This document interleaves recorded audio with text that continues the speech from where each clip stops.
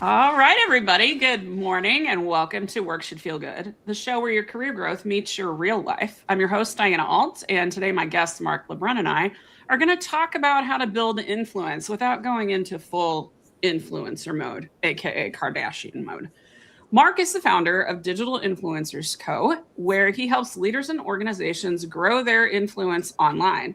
But what really has always caught my attention about Mark, who I met at a conference a couple of years ago, is his belief that influence is not about chasing followers and subscribers. It is about serving people well. So, Mark, welcome to the party. I am so glad to be here. I am super excited to be here. As if we didn't already talk for you are basically a good friend of mine, basically a coach of mine. Yeah. Say that louder. I do need to say it louder because Diana is a business coach and I glean from her wisdom all the time. So I'm super excited to be here to serve your audience. Yeah. We should have done this a long time ago. Well, I have a lot of people I want to interview. It's so wild being a podcast host is interesting. Have you ever hosted a podcast, Mark? I have, and I closed it down. I should have kept it going, but I had a podcast in 2020 during COVID days. Oh, and was that like your equivalent of learning how to make sourdough bread or what was that? I wish I could learn how to make sourdough bread. But yeah, that was one of the equivalents. I was learning and figuring it out, and I was really early in the game with that. I wouldn't say I'm the earliest with podcasting because there was a lot of great podcasters doing some great things, but I did start one. I didn't know what I was doing. And I told myself, I'm eventually get back to it. And I will eventually. But guess what? I don't know what I'm doing either. I have a process and I release stuff every week. I feel like that's, I saw how many episodes you have. Over 100. No, I don't have 100 episodes. What did I see then? You just probably clicked on my YouTube and saw that there's over 100 videos. There's definitely over 100 videos on YouTube. Yeah. We're going to work on that some more too. Mark and I worked together on some YouTube. He was teaching me what buttons to press on YouTube because when you open the back end of YouTube, it's just like you want to close the back end of YouTube. Yes. It doesn't make any sense. It can get complicated. But no, I started the podcast 16 months ago, 17 months ago, something like that. I've got 60 episodes out as of the day we're recording.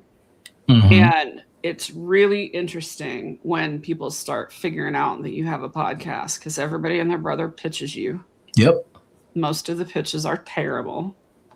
And they are to serve the guest that is trying to get on the show, not to serve the audience. Mm-hmm. And I don't need pitches because I have a Monday board full of like 50 people that I already want to talk to. So, yeah.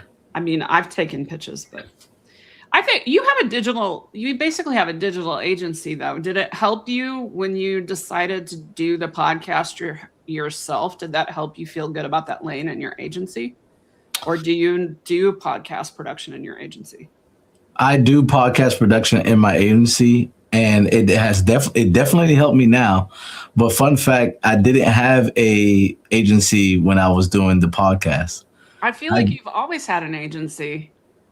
How you just seem like you've been in business forever, Mark. Yeah. How did you get into this place of digital influence?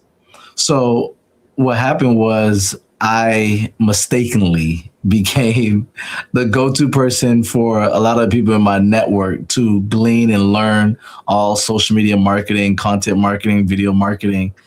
And I was just giving game to people that were ministry leaders, nonprofit leaders, for-profit leaders in my community and just sharing what's been working for me. At the time, I was growing exponentially on TikTok and YouTube.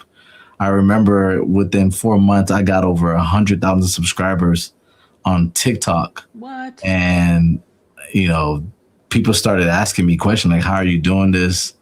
Can you help me? Can I pick your brain? And I was just giving out the free value. at the time. That's what we all do. I feel like the people that are the most like I don't like when people don't get paid for their expertise. Yeah. I don't like that. But I think those of us who are in this space, a lot of the people that are the most credible Yep. did do that because Yep. they knew it was important for their own development. It's Yep. not like, we felt like Yep. we had to earn the right to be paid well, but we wanted to learn the craft a little bit before we Yep. started going too hard. What were you doing for a day job before you had the agency? I was an educator, so I worked as a program manager for a nonprofit called City Year. So I Okay. worked in education. I was helping not businesses. Now I help businesses, school principals and district leaders, and helping under-resourced students, keeping them on track with graduation through SEL Nice. learning and social emotional learning, math, reading, preparing them for the state standardized testing. Wow. And fun fact, I used to be a teacher. So I went from teaching, then I went from teaching to working with school principals and district leaders. And that was really fun. And what happened was I quit. And I think that was one of the scariest. Did you decision quit I've to ever start made. the agency? Like, were you already building your YouTube and TikTok presence before you quit? Like, Yeah, give I me was. the timeline there. I was already So- building. I was already doing everything that you probably see me doing now. I was growing on social media, helping businesses and doing some coaching. I didn't even know I was doing coaching on the side. Now I know I was doing that. I was already doing that. But to be transparent, I quit because I had another opportunity that I thought was a great opportunity, but it happened to that door closed on me, and I was stuck like Chuck. So then you're like, I gotta eat, and I do like living indoors, so Yeah. I need to figure something out. So you basically took the skills that you'd been building in online influence and that you've been teaching for free and decided to make an agency out of it. That's exactly what happened. And And what to be honest, I never told you this. To be honest with you, all throughout that time while I was building my platform and coaching people for free, and then I started charging people eventually. Throughout that time, I was still applying for jobs. oh, So Okay, so this 2020, is- 2021, and 2022, I probably applied to over 300 job applications. too bad you didn't know me. I wish I did, We because would've every made that a interview lot I went easier. through, and I went through second round, third round, fourth rounds, I never got the job.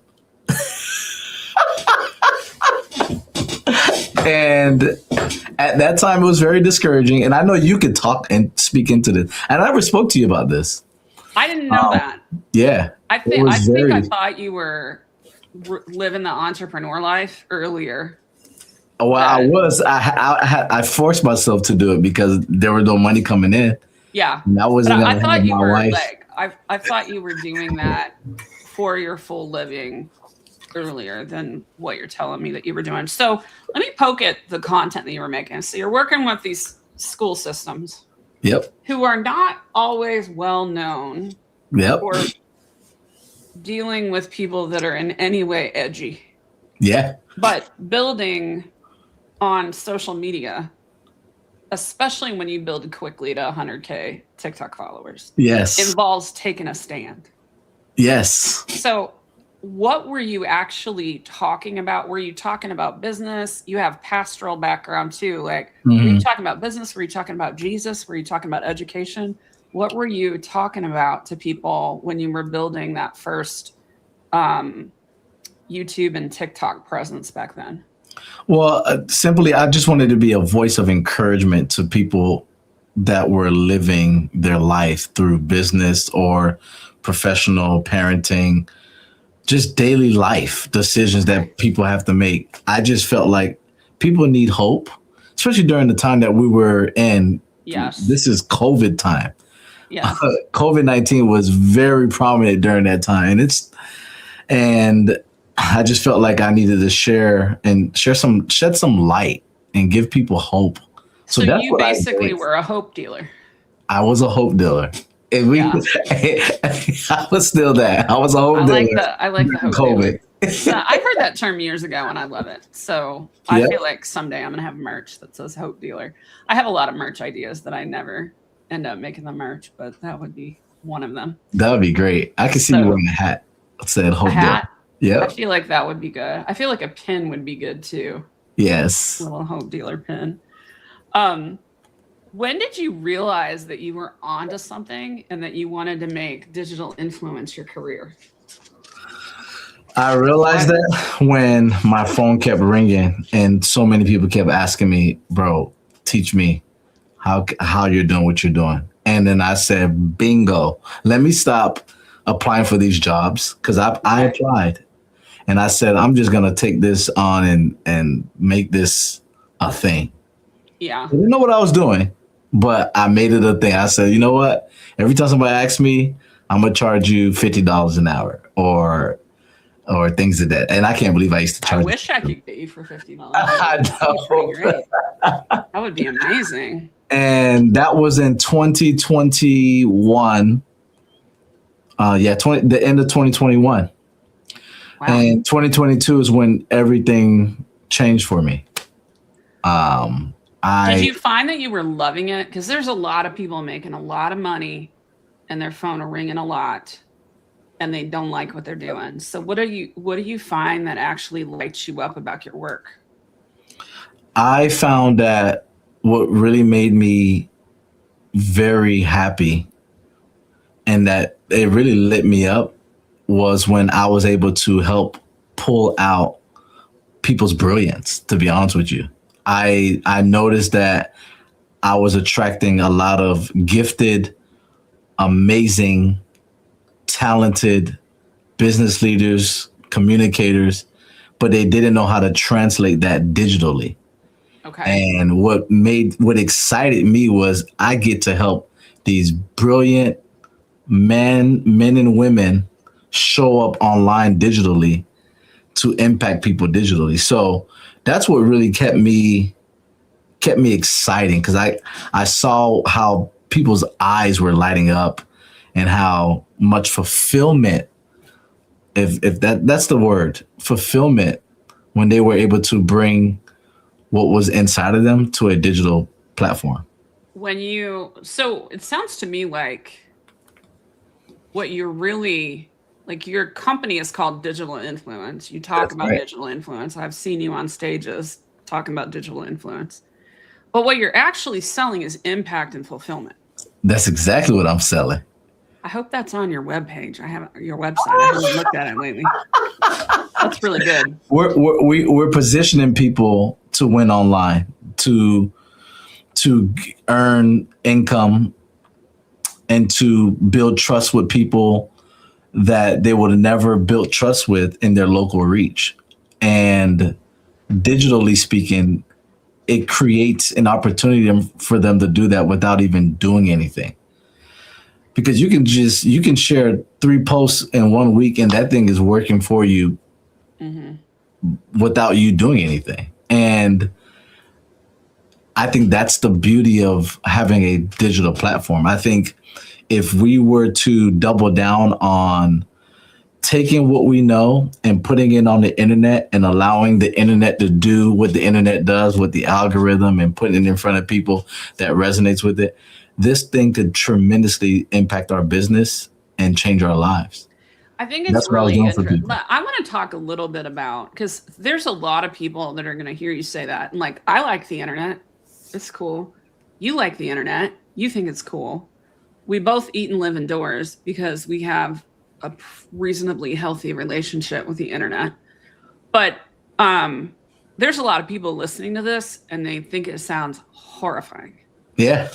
They think it sounds not just hard, like I don't know what to say, but like I don't want to be a Kardashian. I don't want to do this.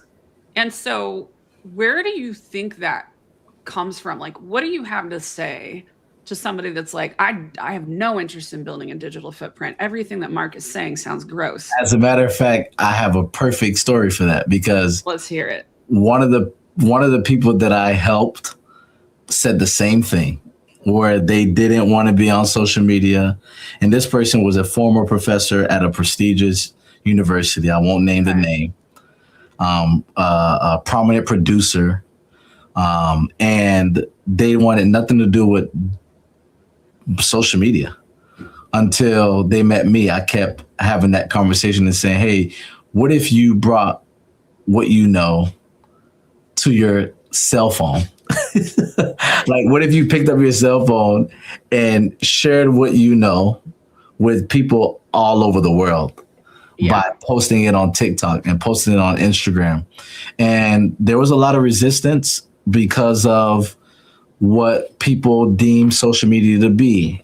Just noise. Yeah, I was gonna say, like, tell me a little bit about what some of this person's objections were. Oh, it's a waste of time. You know, I don't want to waste my time listening to other people's voices. I don't even know how to work this thing. You know, this is for the kids. Like, those were some of the comments that I was hearing. Yeah. And then one day he listened, and 6 months later, 200,000 subscribers on TikTok. What did that do? 5 years later, it's a million followers across multiple platforms. Good grief! What did that do for the person, though? Because again, some people might feel like, I don't need that many eyes on me. Yeah. They don't necessarily see the benefit of it. So what did that do for that person? Well, it brought their message to the masses. It created income opportunities where now that individual is able to not only fully focus on the work that he was doing full time, but also not having to rely on other sources of income like before. Now he's relying on income that he created based on the audience that he generated. So if he continues to be a professor, it's because he wants to be a professor, not because he has to be a professor. That's exactly right. Basically created options. The word influence, and especially the word influencer, is super loaded. It is. What do you think people get wrong about influence? And I mean above and beyond, you know, social media is for the kids type stuff that we just discussed. What are people getting very wrong about influence? First of all, I get very frustrated because when I hear the word influence, and the only reason why is because I feel like social media has diluted that word and made that word about likes and followers. And we both know that likes and followers is not what deems somebody to be influential.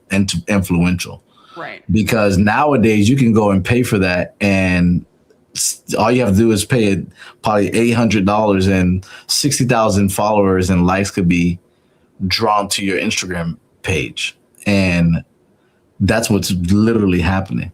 Of the wrong people. And I get frustrated by that because that's what is happening.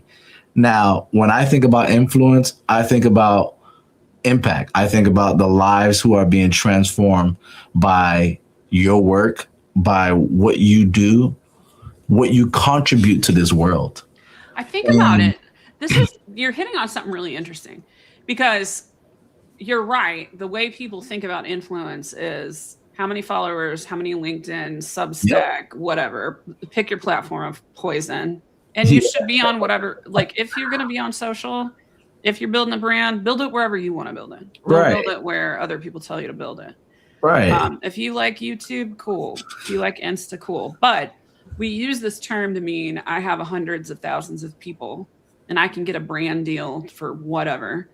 But if you ask somebody like that college essay question, come on, who has been the biggest influence in your life? Come on. It's not somebody that they're following on Instagram. It's a teacher. It's a parent. It's a best friend. It's something like that. So if you think about influence that way. So how do you scale the impact like a good parent had on you? Exactly. So you can be that kind of trusted voice for other people. That's what you're getting at? That's exactly what I'm getting at. And all right, cool. Episode over, that's man. in We got there.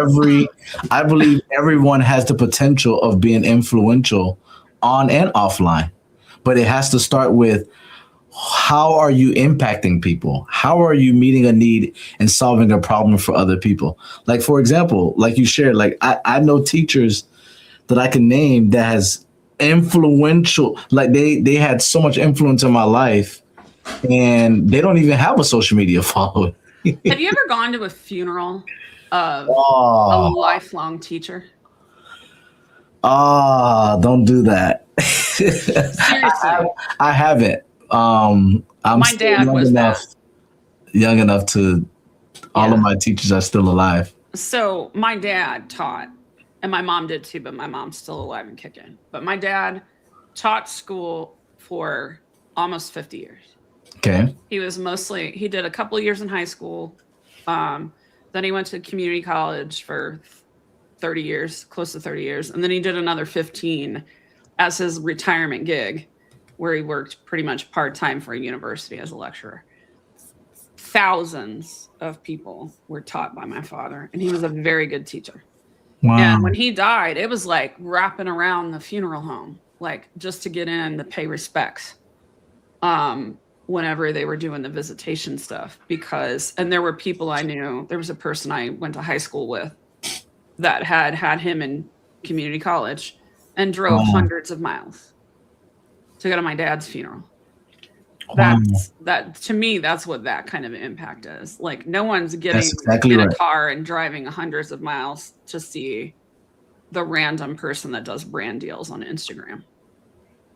Come on, man. And I have a special love and a heart for teacher. What did your father teach? My dad taught pre-engineering courses at the community college. So he taught math from college algebra up to differential equations. He taught physics. He taught electrical circuits, like stuff like that. He taught chemistry in the high school. We didn't teach that at college because they had other professors for that. He could only teach so many things. That's amazing. That's what he taught. And he made a career out of helping people get a very strong academic foundation at the community college level before they transferred into a 4-year program to get their bachelor's degree. So that is so beautiful. Yeah. He was good at what he did, for sure. He's very influential, and it is obvious that he made an impact on those students' life because they were able to honor him. Yeah. Yes. And my mom, would be the same thing for her, because she taught English at the community college level for 1 billion years, roughly. He's so funny.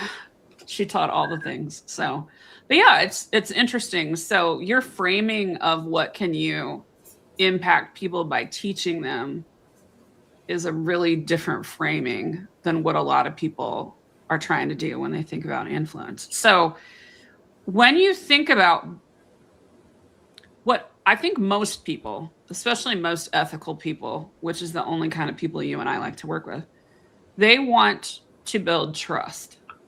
As much trust as they can. That's right. But a lot of the conversation around online influence is about audience. Mm-hmm. What is the difference to you when you think as an agency owner and an expert in this? What is the difference to you between audience building and trust building? And how do you, as an agency owner, understand which thing a person is doing? How can you tell that they're building trust in their content? It's going to sound crazy how I said it, how I'm about to say this, but I know somebody is really good at building trust based on the community that they're building. And the reason why I say that is because when people trust you and they trust your voice or your content in their life, they will follow you. They will buy into your ideology, your framework, your way of thinking. And the person who has a very great way to build trust with people on the other side of a screen are going to almost have they're going to always almost have a big number of people following them. This is interesting because I asked about trust and we went back to number of followers, and I can see a correlation, but a couple other things actually come up for me too that I'm interested in your take on. One of them is, are people teaching their friends the thing that you taught them? Which, I mean, in the conversation of social media, it's, did they hit repost? Did they comment and elaborate? You know? Yeah. How, I guess that's like, that's an angle. That's what I do when I trust somebody that I follow. Yeah, that is the ripple effect. When you trust someone, if you don't trust somebody, you're not going to trust them with your friends. Let me ask this question a different way. Yeah. What I'm getting at.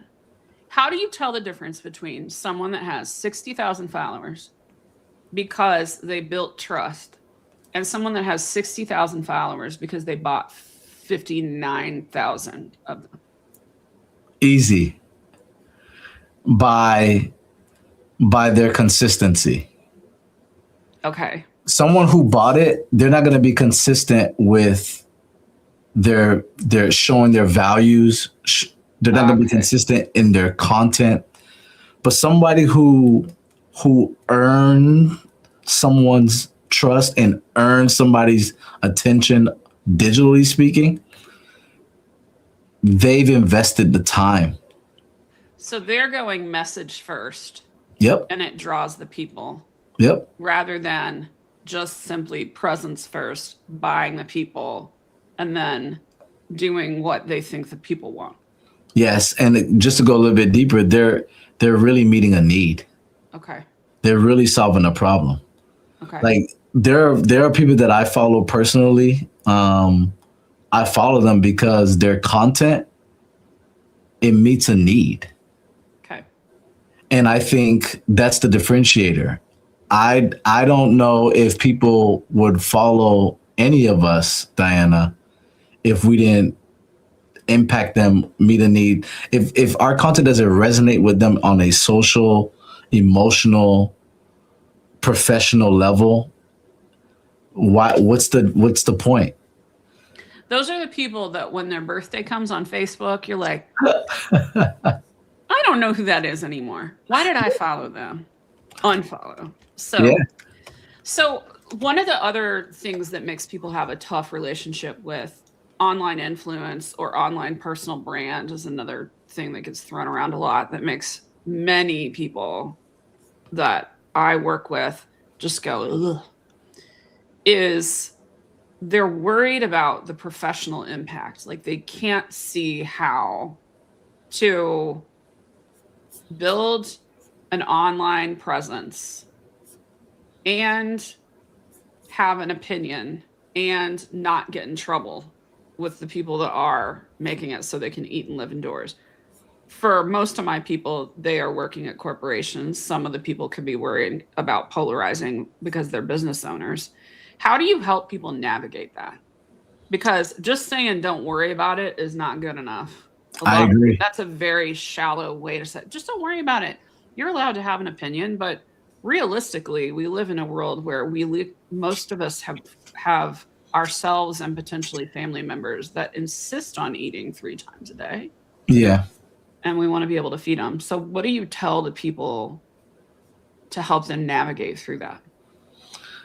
I tell them to enter into conversations to share their perspective and to really add value. I take LinkedIn, for example. I know a lot of people on LinkedIn, the culture on LinkedIn is to share a lot of achievements.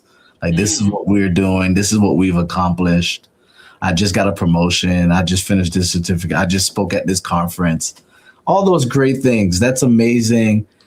But if you want to build and really have influence among different organizations, maybe you're a professional that's listening. If you start adding value, if you focus on being a valuable resource on the internet, I think that's what will help create some guardrails and will keep you keep you in this lane of building trust, building influence online, and potentially getting business and new opportunities. Yeah. However, you got to be okay with you have to be okay with how that you adding value can attract a lot of people to your content. Yeah.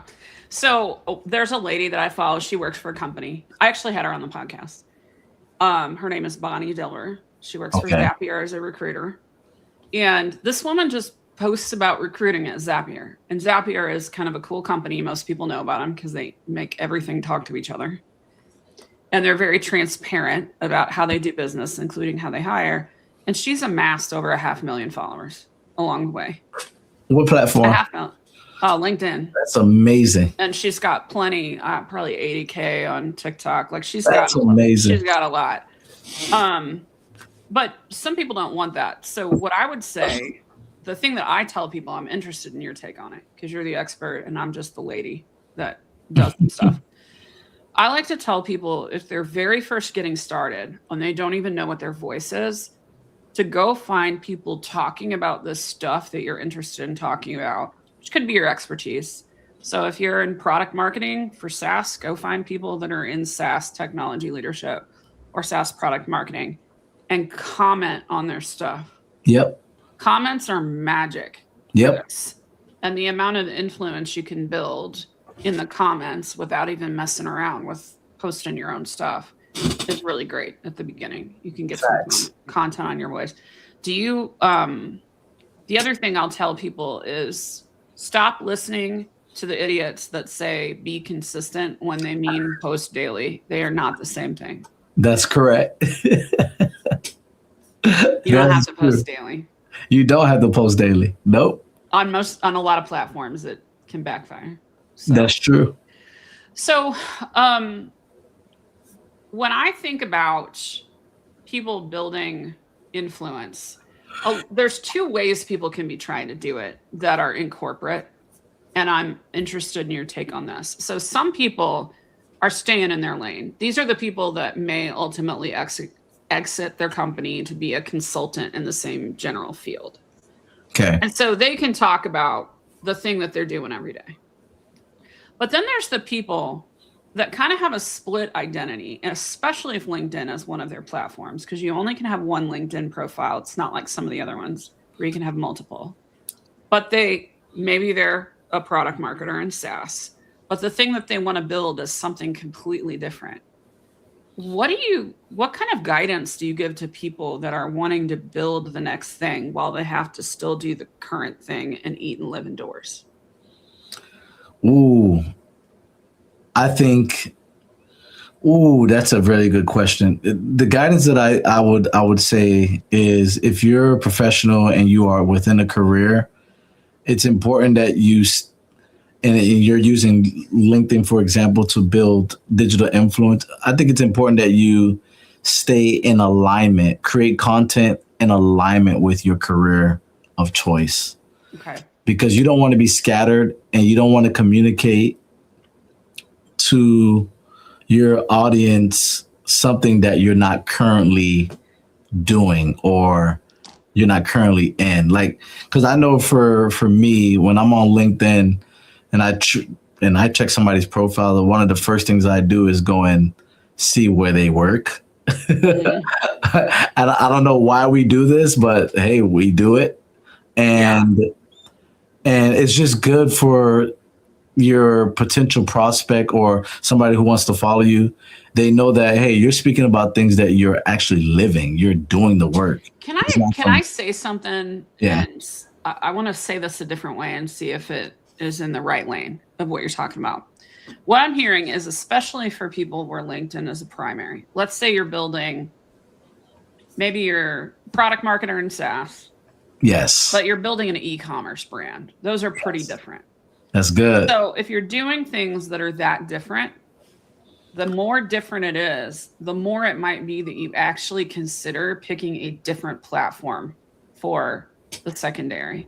And so you can decide LinkedIn is for, if I know no matter what I do with my e-commerce business, I need to work at least a few more years in industry, then make LinkedIn primarily about industry and Yes. choose another platform for e-commerce brand. Does that make Mhm. sense?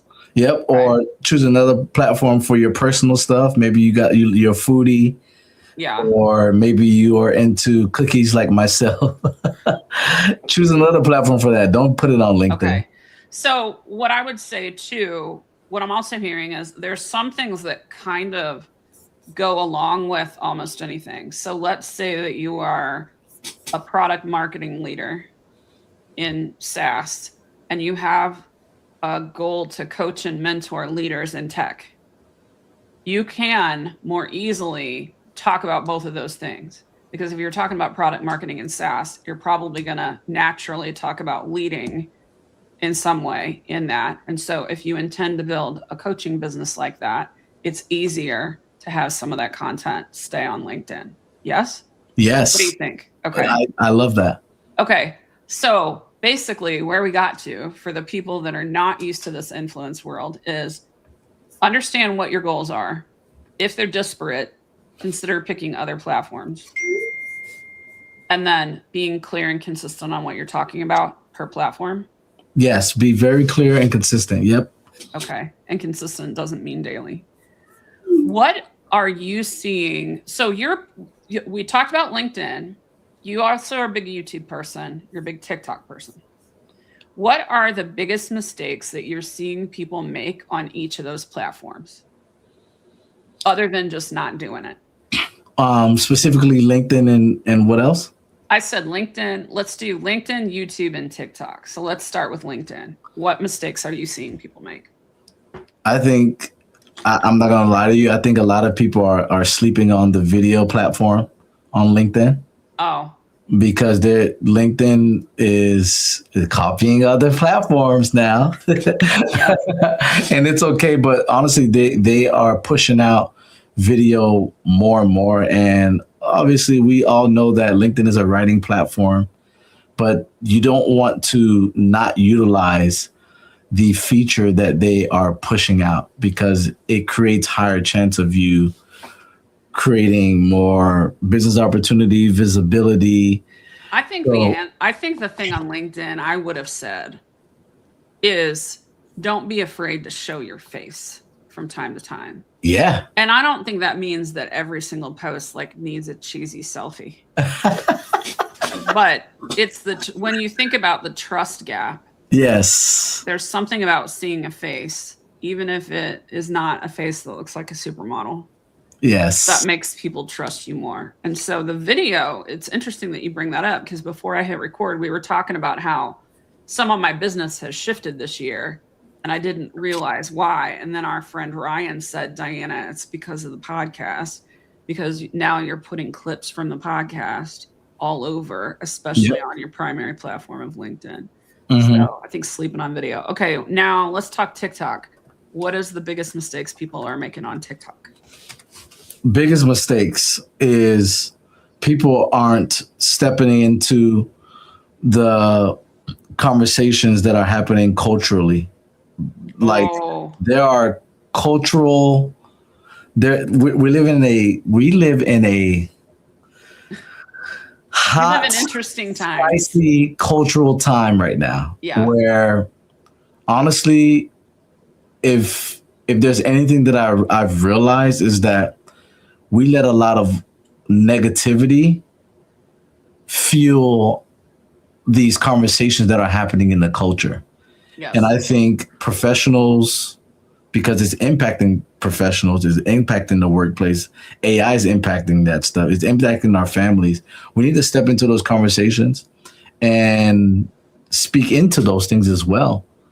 And what I'm seeing is the same voices, but not really product managers and HR professionals. And you know what? I see them there, but let me tell you, there's not enough of them.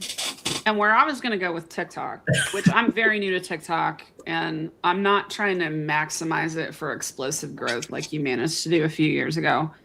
But my take is that people are telling themselves, that only Gen Z is on TikTok. Nobody's talking about professional stuff on TikTok. And that does not create, number one, it's not true. Like there's baby boomers on TikTok just talking about their grandkids. I mean, there's people of all ages on TikTok now, just like there are on other platforms. Yeah. But not talking about things that are important where you can have nuance and be gritty in the conversation is the mistake I see on TikTok. Ooh. So, and part of the gritty is let's not be afraid to talk about how whatever is happening culturally, whether it's a Supreme Court decision that came down this week or how is AI impacting your business or whatever. Yeah. Is important. So what about YouTube? What are people messing up on YouTube? Oh man, YouTube. Other than thumbnails is the real answer. Not that bad. But live streaming. And live streaming is a big deal on YouTube, guys. I want to encourage you to utilize the shorts live stream feature, meaning going on your cell phone to go live on YouTube if you have a YouTube platform. There are other tools and platforms that you can go live on YouTube on, but if you don't know those platforms, you can use your cell phone. Just make sure you have the YouTube app. But that is a really powerful platform for people.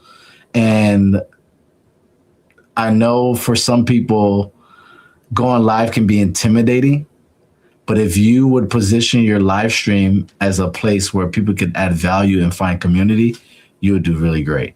So what does that actually look like for someone? Like, let's say let's keep with this product manager, product marketing leader in a tech.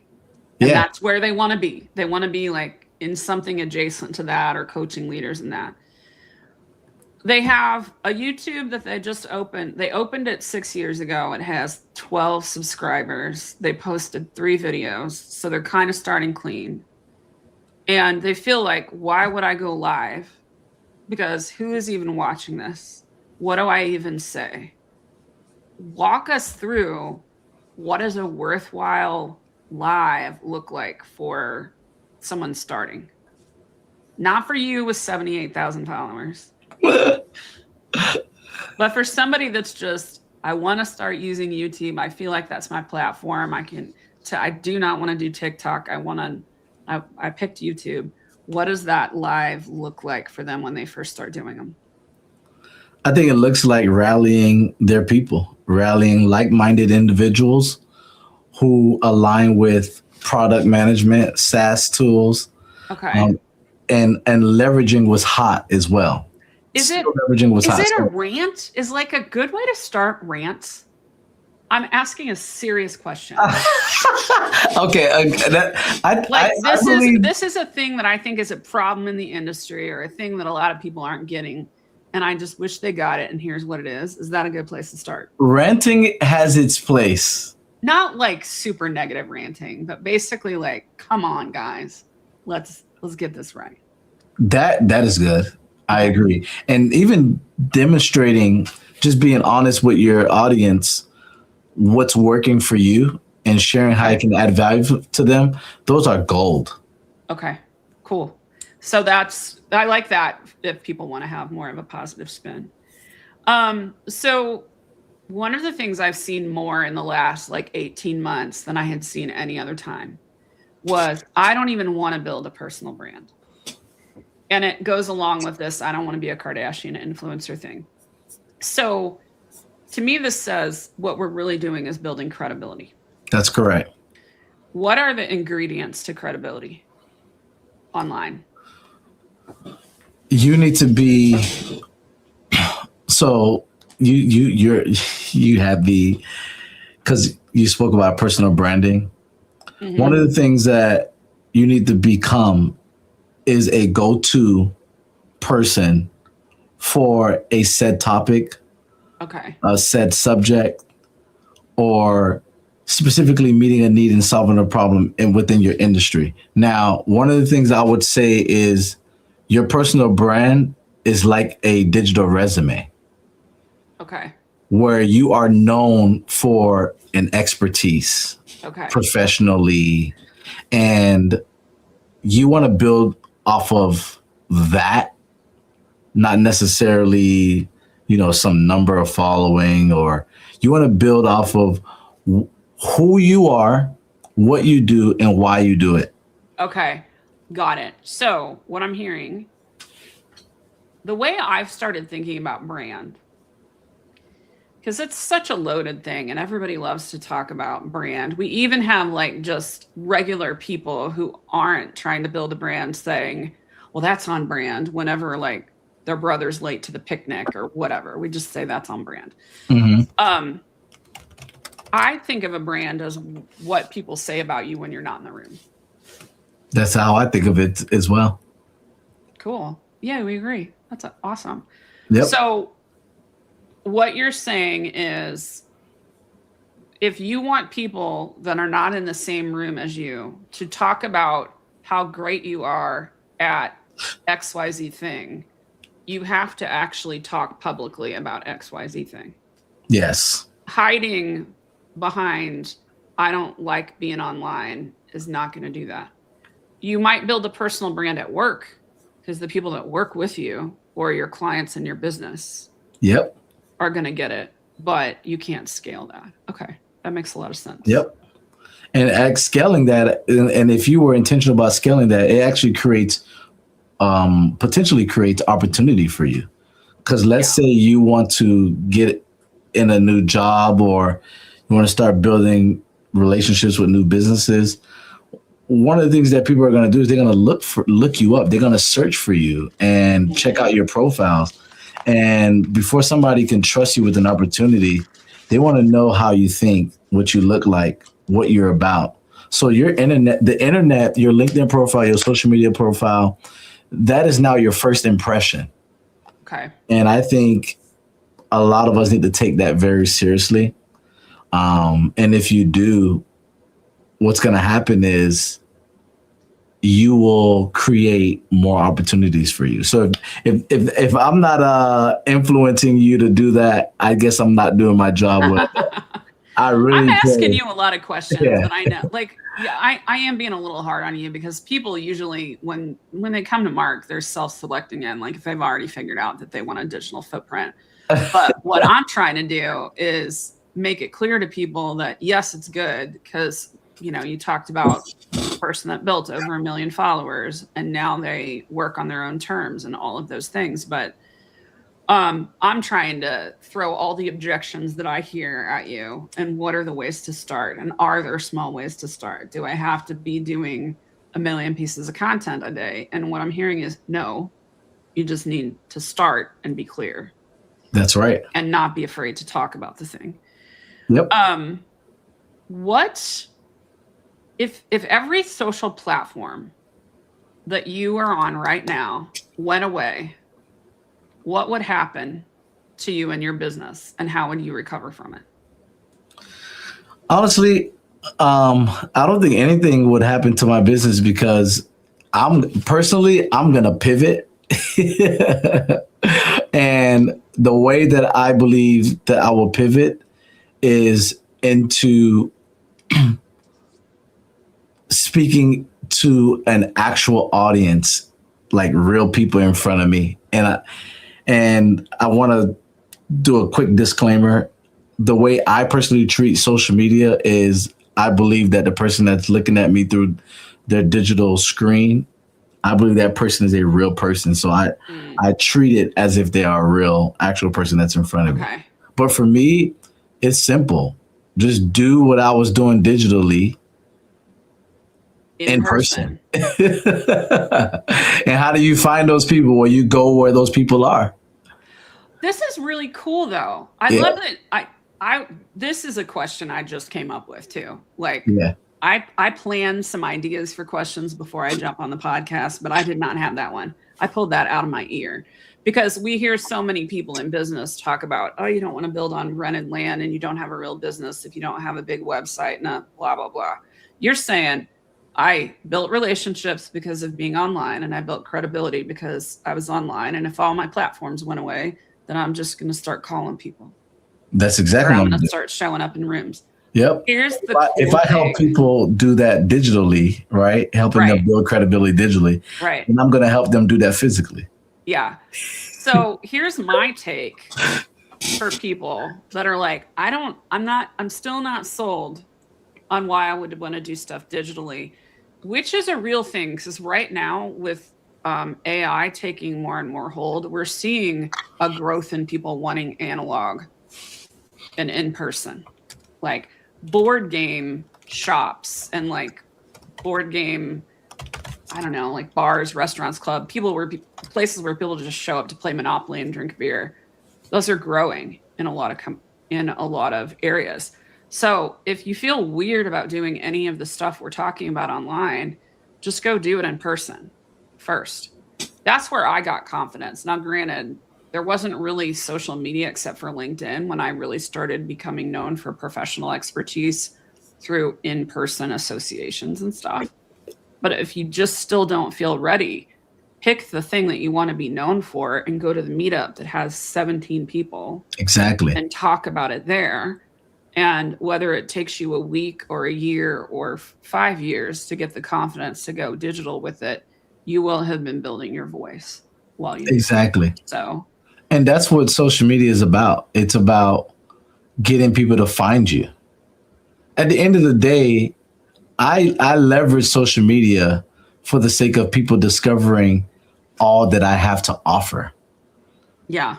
It's a tool to get people to know who I am and to see what I could offer them. Yeah. And I think that's how you got to think about your digital platform. Like, you have to ask yourself, how am creating a image, a way of thinking, a platform for people to say, this is what he does. Maybe they can help me. This person can help me with this and that. That should be your goal. That should be your mindset. It's not just about the likes and followers.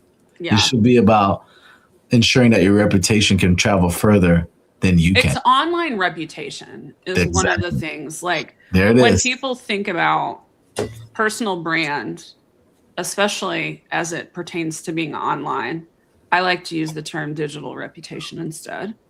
Because I think people can understand reputation management sometimes a little bit more than some of these influencer words. So, where do you stand on, like, your family? And you're on social media a lot. Yep. And you have a presence. And one thing I hear about, I don't have these kind of numbers. I have a decent following on LinkedIn, but I don't have the numbers you do on any platform. Do you deal with hate in the inbox? Heck yeah. This is the thing I think people are afraid of. Yeah. So what is that like? And if somebody decides I really want to double down and try to grow, I want to have 100K followers on TikTok or on YouTube in the future talking about my domain. You have sold me on the idea that this can help me. What do people need to look out for that's the dark side of building a following? Yeah, they do need to look out for hackers and haters. Okay. Those are the two things.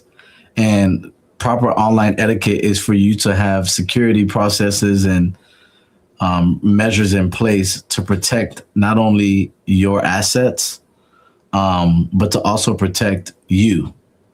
So the block button is very much my favorite button to click when I sense that somebody is hating. I just simply block people. It took a long time for me to decide that I was going to use the block button. Oh yeah, I use that thing. And the first place I used it was LinkedIn, which is where I have the biggest following. Yep. But I've decided, because I value discourse with people who don't agree with me. And I'm a freaking Enneagram 8. Conflict is my love language. So I don't mind getting like a little dust up. But I have seen some stuff in my inbox. I have seen some stuff in the comments. And so I ended up moving towards, I can have the disagreement, but I cannot have the disrespect.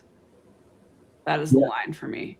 If you're disrespecting me, and the bar is pretty high for that. Like, I can handle some stuff, but when you start calling me names, insulting my gender or my age or my whatever, like when you get personal with insults, we're mostly done. I don't need to deal with a stranger telling me that I'm just a stupid woman, which I have had happen.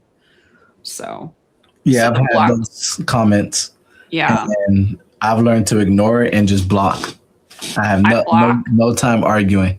I also delete comments Same. that do Okay. not add to the conversation. Yeah, you can delete them too. It's your platform. You have to Yes. remember it's your reputation.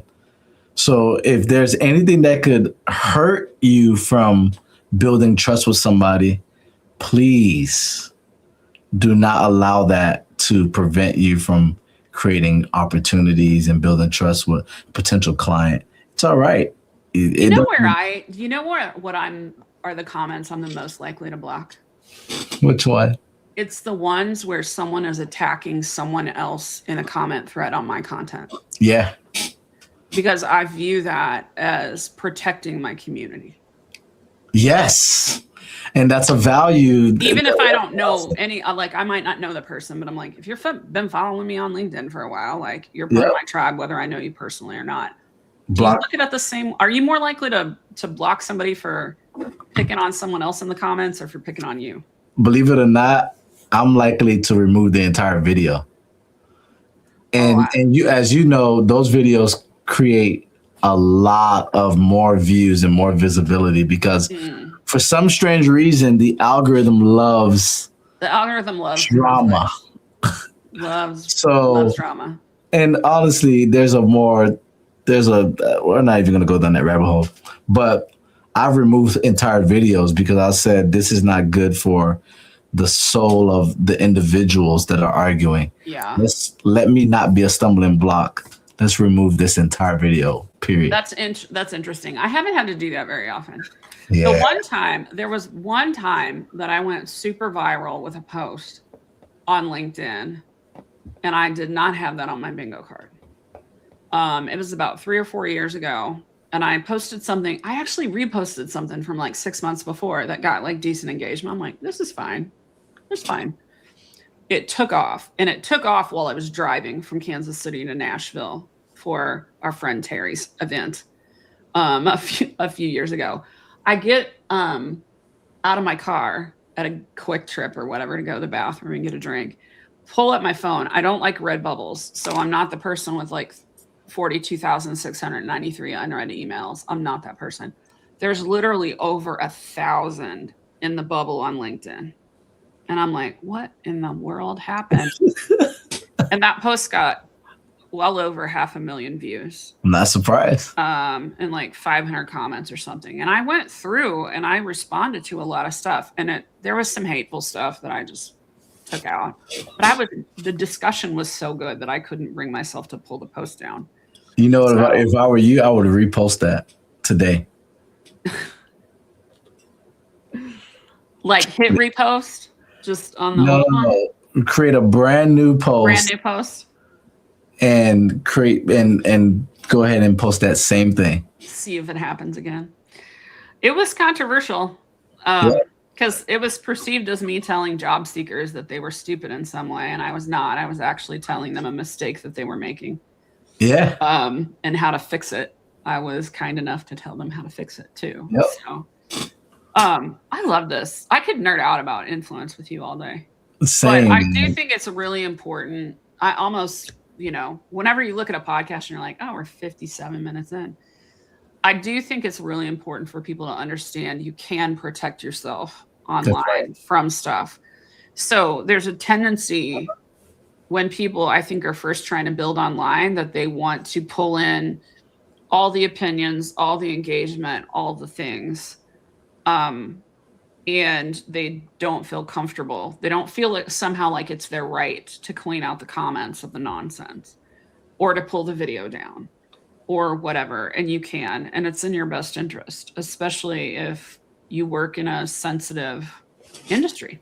Yeah. So that's pretty wild. Did you ever get called on the carpet or have any problems when you were working at that education company that we talked about at the beginning, or was it all fine because you were a hope dealer? I never got any Nothing. And he called out, nope. Okay. Well, I'm going to close with a question that I ask everybody. Okay. And that is, what is the worst piece of career advice you've ever received, Mark? Oh, career advice? Yeah. I have to say it because I am a millennial, so I'm gonna say it. All And it's right, not let's hear it. popular, but the worst career advice that I've ever received, now that I think about it, is go to school, get a degree, and land a great job. And the reason why I have to say that is because it did not work like that for me and a lot of my peers, colleagues that are around the same age as me. I Yeah. feel like I was sold a lie. Not only Yes. that, I racked up loans for a degree that I was told to take that will earn me money that doesn't necessarily fuel or feed my family today. So Yeah. that was the worst advice. And I can't say that for every individual because there are certain professions and certain degrees that can lead to success, but that wasn't my story. Yeah. And I have to say that. I think that I think people are finally figuring out that automatically going straight from high school to college is a good path for fewer people than we thought it was in the past. Yes. Not for nobody. That was the right thing for me. And if I was the same kind of brain growing up now, it would probably still be the right kind of thing for me. Yeah. But it's a little, there's so many other ways to figure out how to learn than there were when I went to college. So, Mark, thank you for coming and hanging out with me. Thank you for having me. All right. And I appreciate it. All right. I'll see you guys next time.